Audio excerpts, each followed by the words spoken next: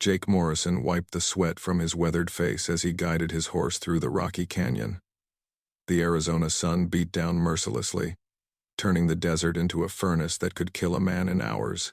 He had been riding for 3 days straight, carrying important documents from the territorial governor to Fort Apache. The leather saddlebags contained treaties that could bring peace between the settlers and the Apache tribes.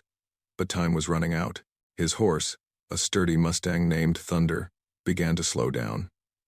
Jake could see the animal was struggling in the heat. They both needed water desperately, but the nearest known water source was still miles away.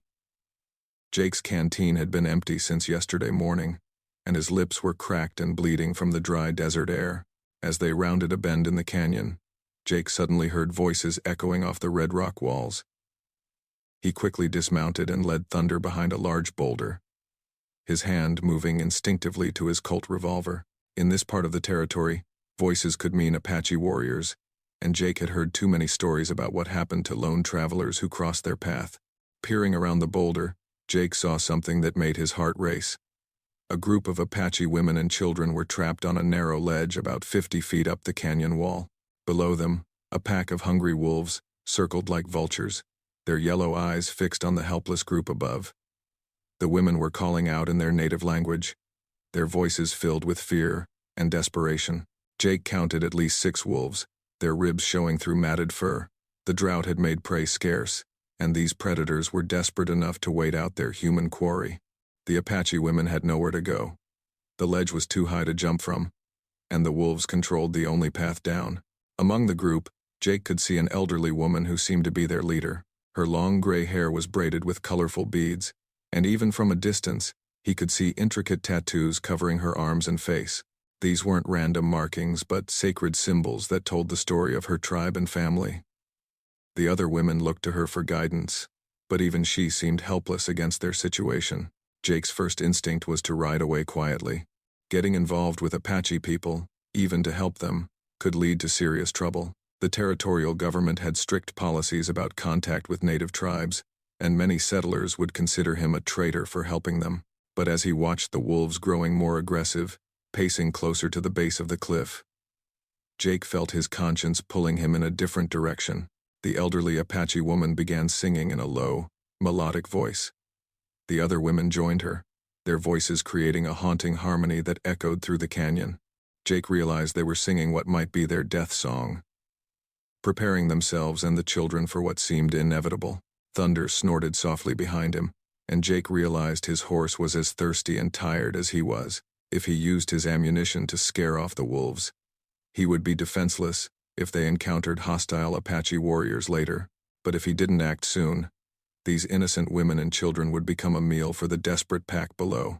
The lead wolf, a massive gray animal with scars across his muzzle, began testing the rock wall.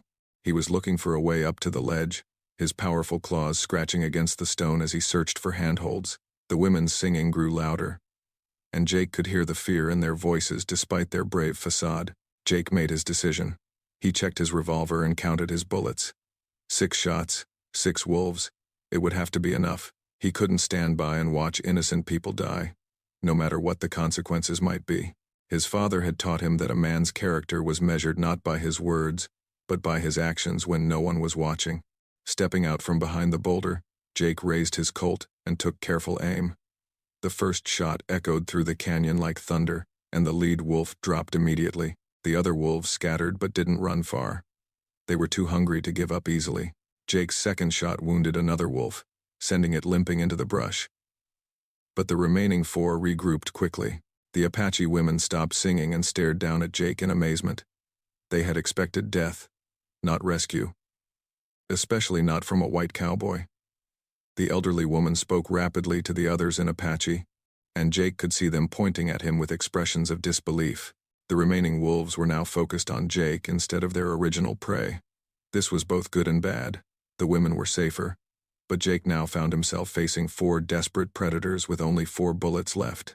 Thunder stamped nervously behind him, sensing the danger in the air. Jake's third shot took down another wolf, but his fourth shot only wounded its target. 2 wolves remained, and they were no longer afraid. Hunger had made them bold, and they saw Jake as just another piece of meat.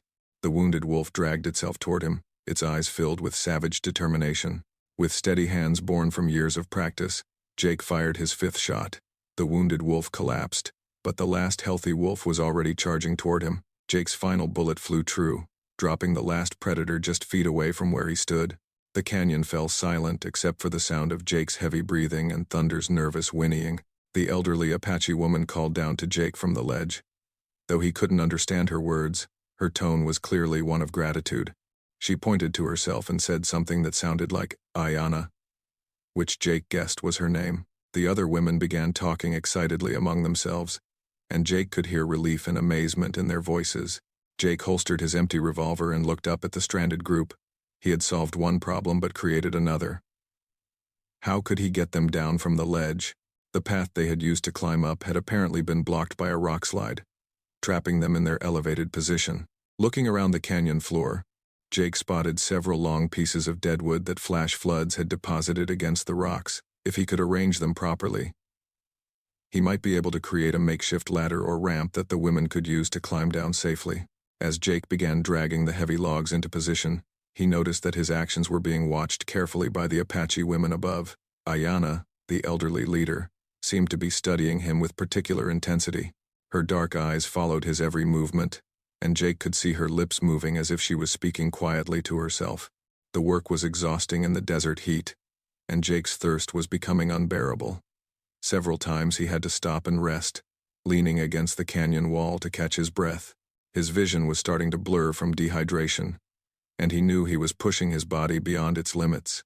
Finally, after what felt like hours, Jake had created a crude but functional ramp leading up to the ledge. The women began climbing down carefully, helping the children and supporting each other on the unstable wooden structure.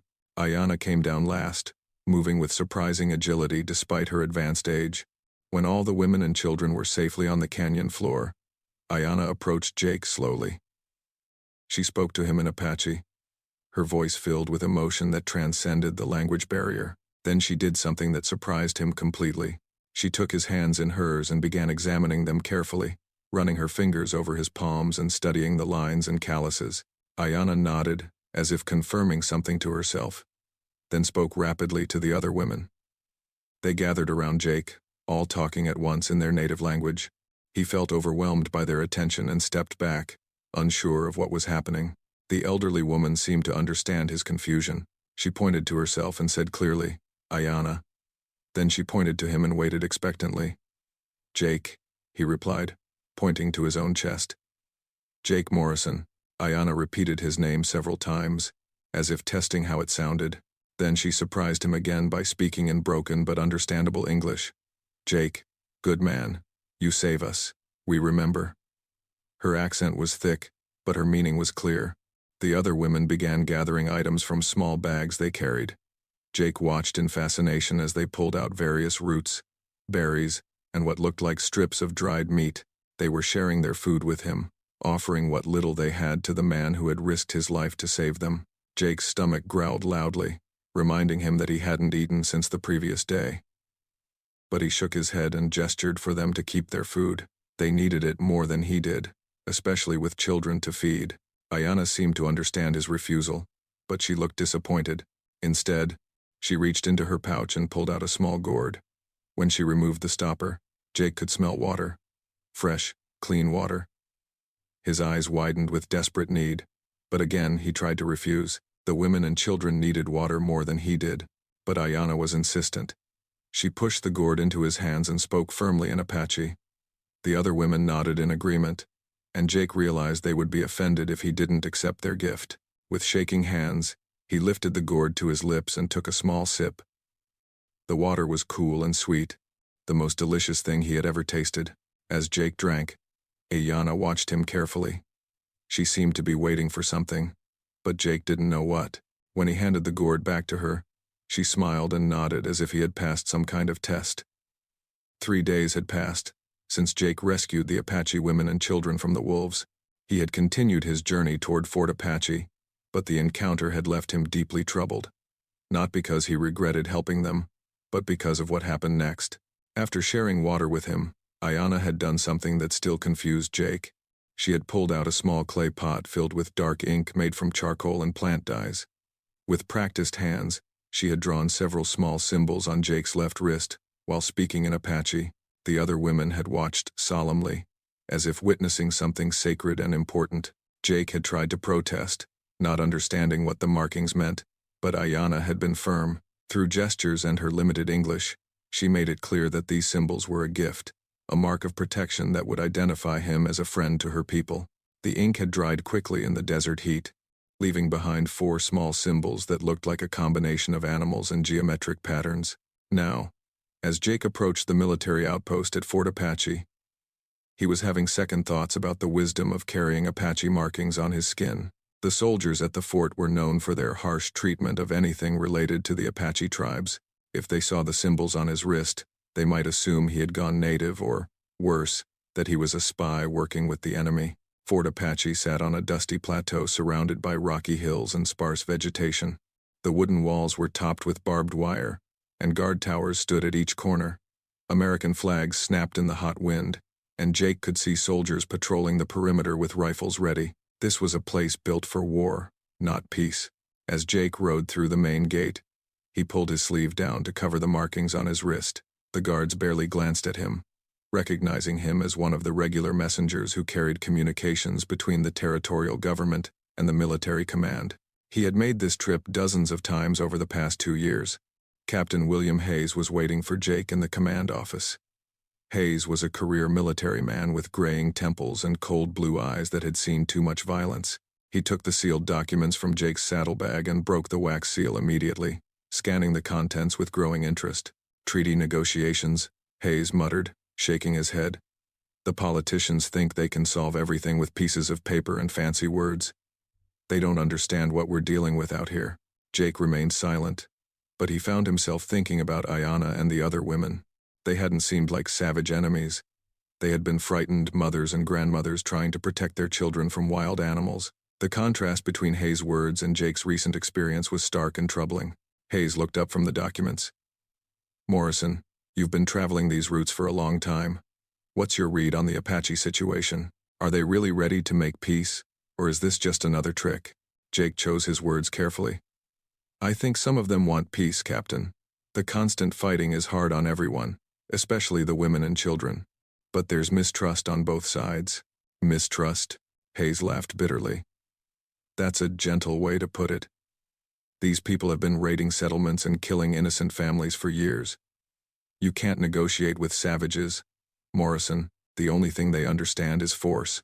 Before Jake could respond, a commotion outside interrupted their conversation. Shouting voices and running feet suggested something urgent was happening. Hayes grabbed his hat and headed for the door, with Jake following close behind. In the fort's central courtyard, a crowd had gathered around 3 dusty riders who had clearly been traveling hard. Their horses were lathered with sweat, and the men looked exhausted and frightened. Jake recognized them as settlers from a ranch about 30 miles south of the fort. "Captain Hayes," one of the riders called out. "We need help. Apache raiders hit the Johnson place yesterday evening. The family's been taken prisoner, and the ranch house was burned to the ground." Hayes's expression hardened immediately. "How many raiders? Which direction did they go?" "Maybe 20 warriors, sir. They headed west into the mountains with the prisoners. We tracked them as far as we could, but we didn't dare go into Apache territory with just 3 men. Jake felt his stomach clench with worry.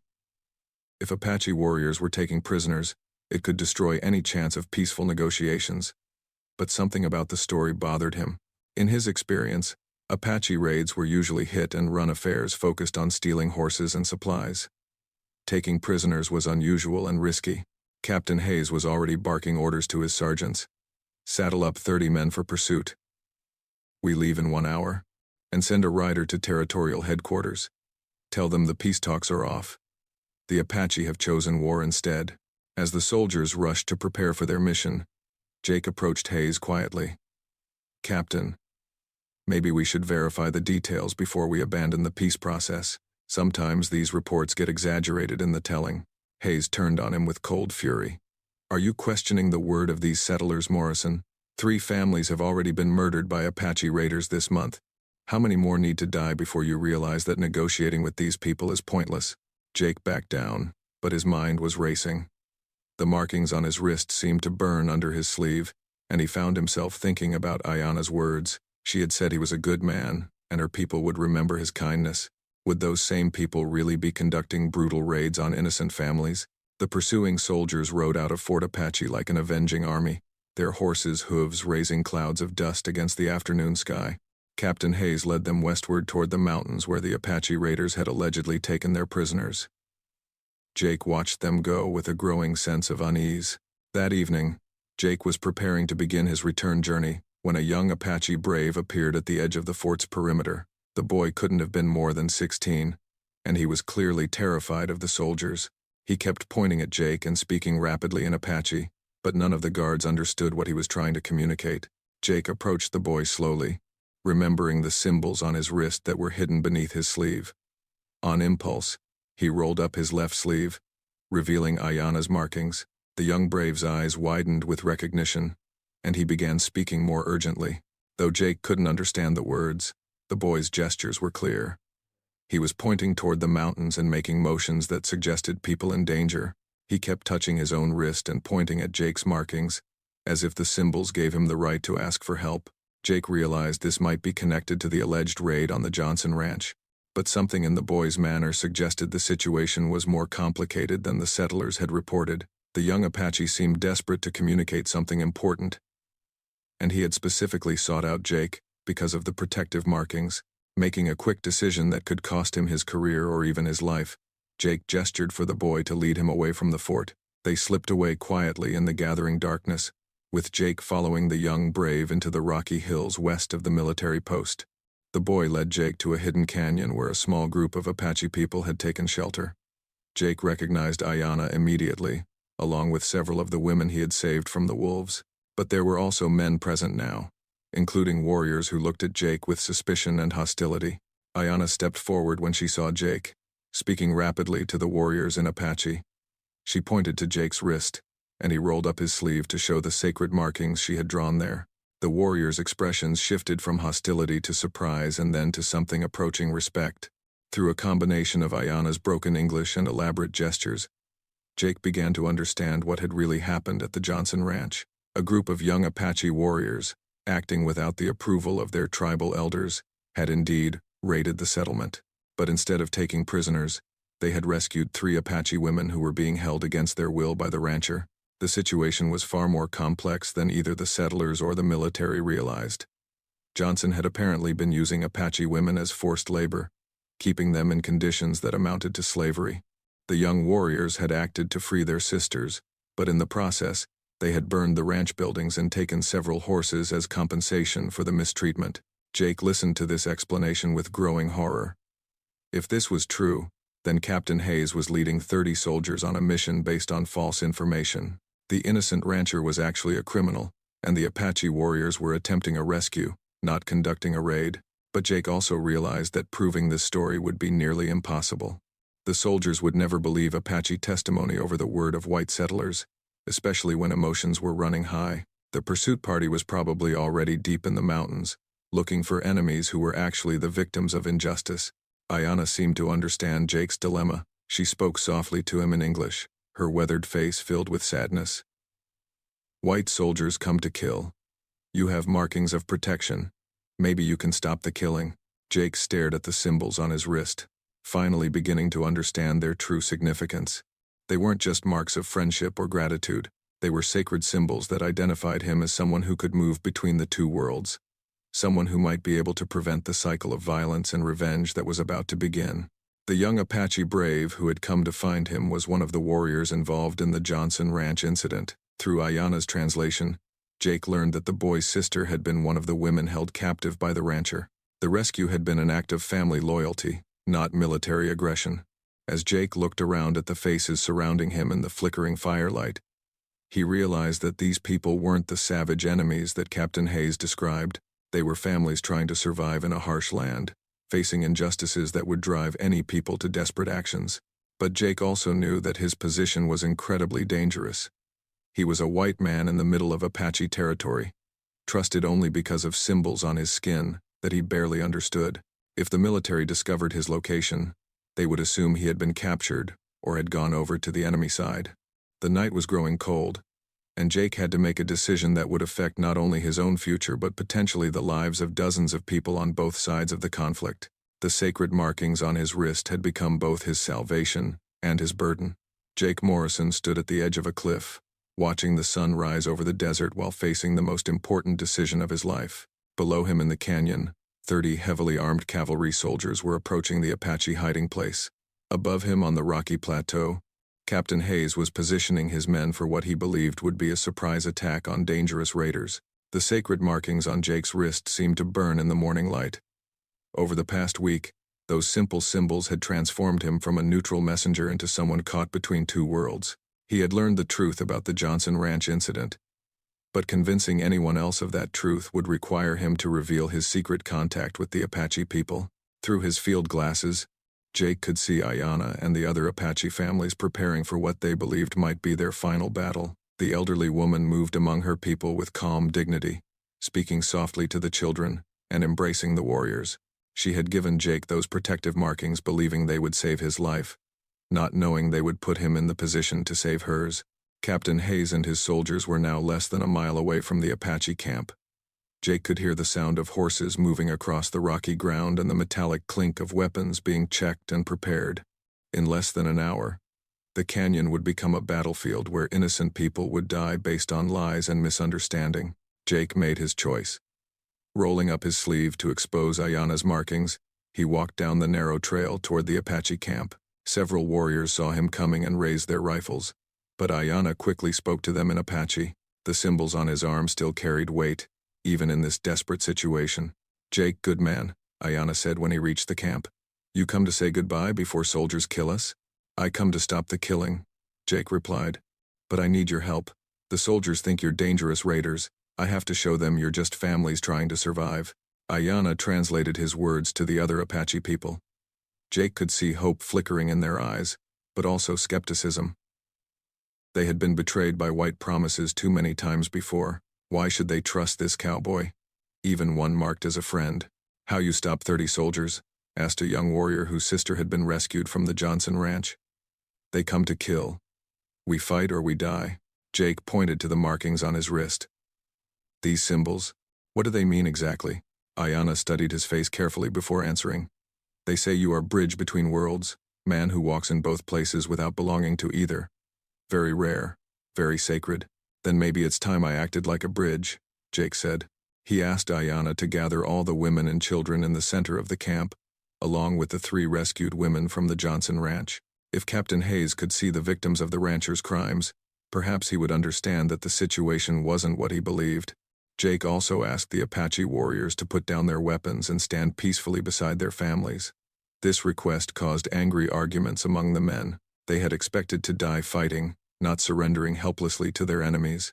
But Ayanna supported Jake's plan. Speaking with the authority of her age and wisdom, she convinced the warriors to trust the man with the sacred markings. Slowly, reluctantly, the Apache fighters laid down their rifles and knives. As the cavalry soldiers entered the canyon, Jake walked out to meet them alone. Captain Hayes rode at the front of the column, his face set in grim determination. When he saw Jake approaching, he raised his hand to halt his men. "Morrison, what in blazes are you doing here? Are you a prisoner?" Jake stopped about 20 feet from the mounted soldiers and slowly raised his hands to show he was unarmed. "Captain Hayes, I need to tell you something important about the Johnson Ranch situation. Things aren't what they seem." Hayes' eyes narrowed with suspicion. "How would you know anything about that?" "You were at the fort when the report came in." "Because I've been investigating on my own," Jake lied smoothly. "And I've discovered that Johnson was holding Apache women as slaves. The raid was actually a rescue mission." The captain's face turned red with anger. "That's the most ridiculous thing I've ever heard. You're either a fool or a traitor, Morrison. Get out of the way, so we can deal with these murdering savages." Jake didn't move. "Captain, before you attack, just look at who's in that camp. Women, children, elderly people. Does that look like a war party to you?" Hayes gestured to his sergeant, who rode forward with several soldiers to flank Jake from both sides. "I don't care if they've got their whole tribe here. They burned a ranch and stole horses. That's enough for a hanging. The women in that camp can prove what Johnson was doing," Jake insisted.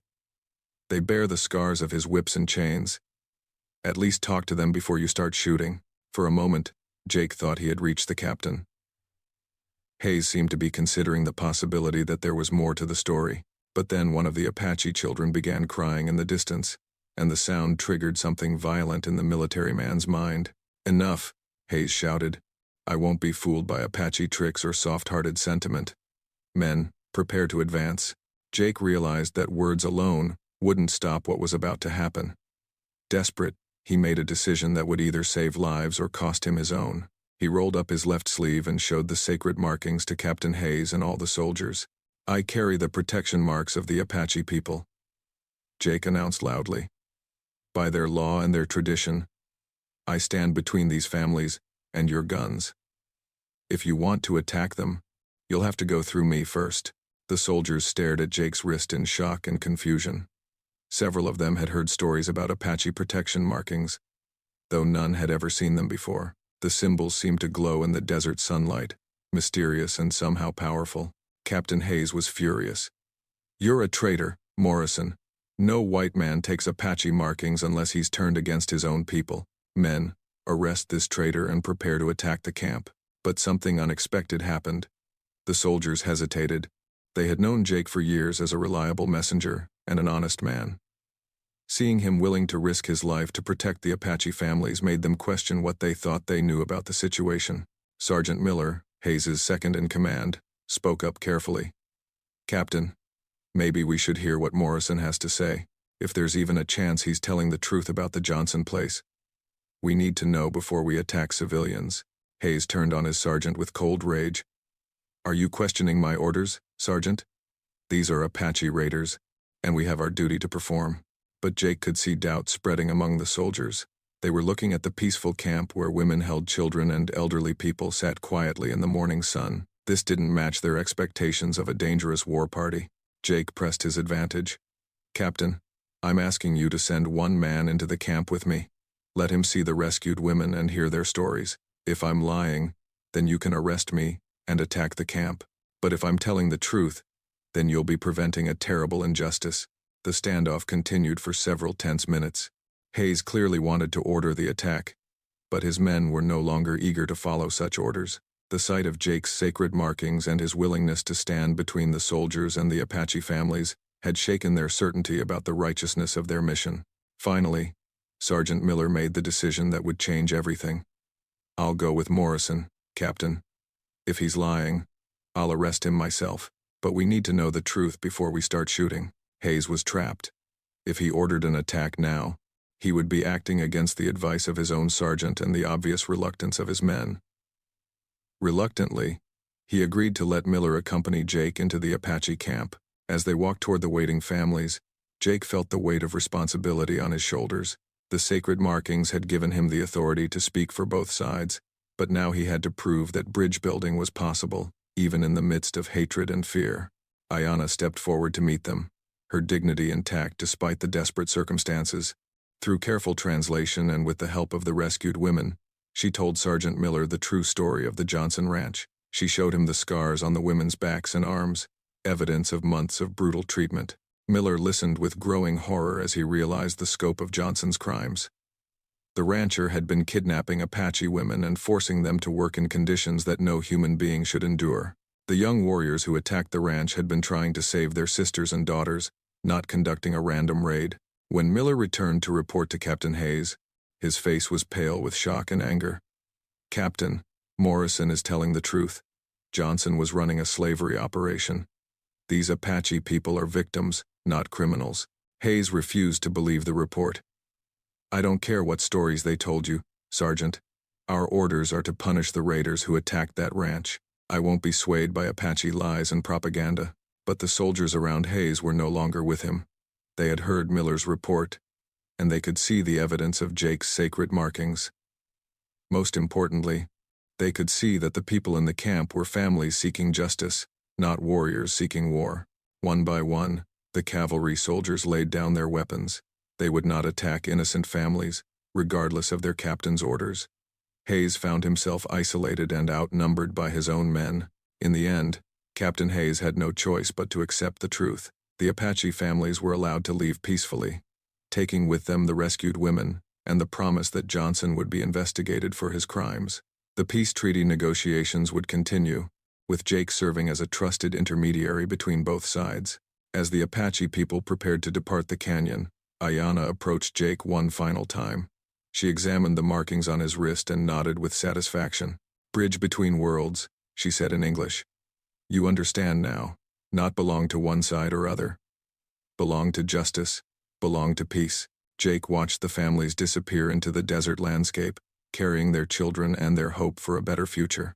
The sacred markings on his wrist would fade in time, but their meaning would stay with him forever. He had learned that sometimes the most important battles aren't fought with guns and horses, but with courage and compassion.